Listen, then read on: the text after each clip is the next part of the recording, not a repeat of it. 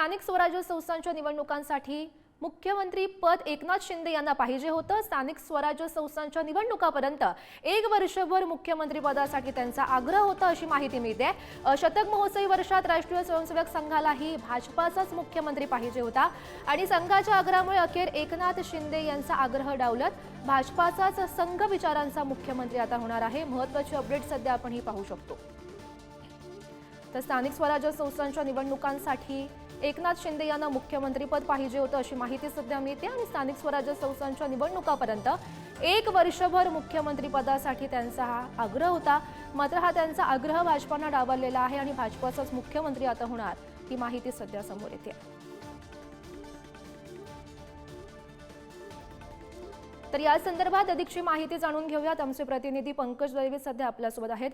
पंकज, 1 वर्षासाठी एकनाथ शिंदे यांना मुख्यमंत्रीपद हवं होतं अशी माहिती मिळते, मात्र त्यांचा आग्रह होता, त्यांचा हा आग्रह सध्या भाजपाने डावलून लावला। अधिकची अपडेट।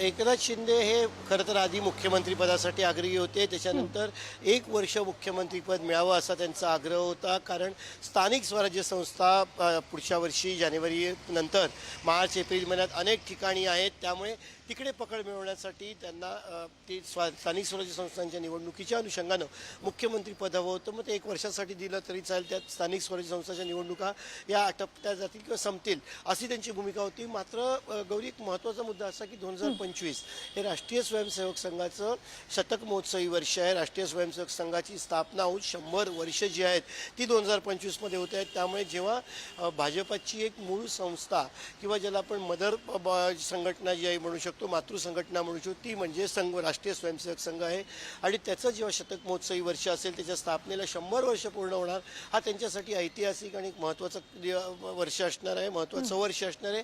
आणि त्यामुळे यावेळी अनेक राज्यांमध्ये भाजपचा मुख्यमंत्री असावा यासाठी ते आग्रही होते। त्यात महाराष्ट्राचं नाव अग्रेसर होतं, कारण महाराष्ट्र हे नेहमीच राजकारणाच्या केंद्रस्थानी राहिलेले आहे।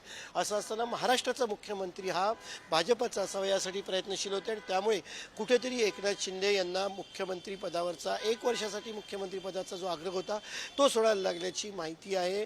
त्यामुळे येणाऱ्या 5 तारखेला भाजपचाच मुख्यमंत्री जो आहे किंवा आमदार जो आहे तो मुख्यमंत्री पदाची शपथ घेईल, हे आता स्पष्ट झालेलं आहे।